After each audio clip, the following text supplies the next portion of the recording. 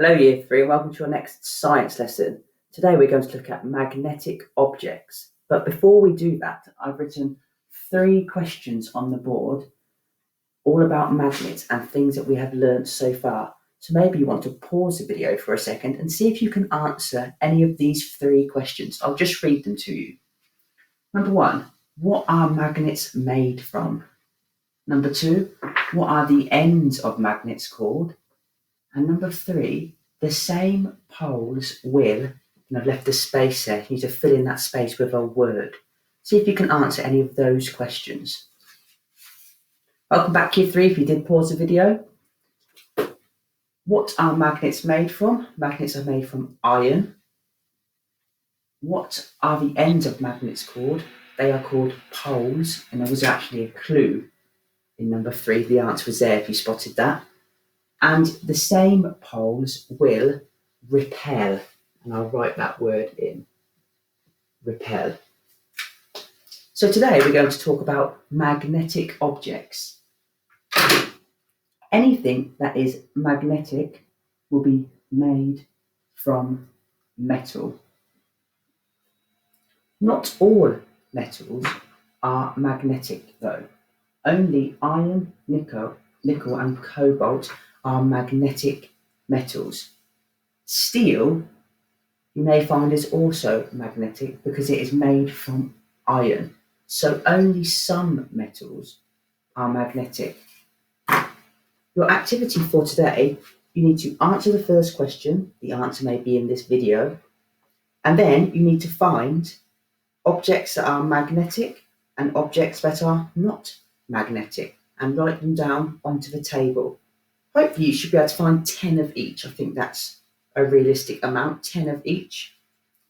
If you happen to finish that, on the next page, I've got a fact page all about magnets. It's a bit like a poster, but it hasn't got to have lots of colouring or drawing if you don't enjoy drawing and colouring that much. But if you do, great, lots of colour will be lovely. But information, some facts about magnets. I've done a simple one on my board here. It just says magnets are made from iron. I've got a drawing of 2 magnets and I've written repel. I've got another drawing of 2 magnets and I've written attract. So just a page of information about magnets, facts about magnets. If you happen to do all of that, you may want to attempt today's investigation. The question we are investigating: does the height of a car change the distance it will travel? The height it starts from, does that change how far it will travel? I'm just going to demonstrate for you here. I'm just going to move this down slightly. I've got some blocks here, and I know each of these blocks are 5 centimetres tall because I measured it. So I'm going to make a ramp. So to start with, my ramp is 5 centimetres. So I'll put my car on. I'll use the same car every time. I'll do it in the same place. I'll put the car on at the same point. And then I just let go of the car. And I'll measure how far that car travels. And then once I've done that, I can then add 2 more blocks. 5 add 5 is 10. Now my ramp is 10 centimetres tall.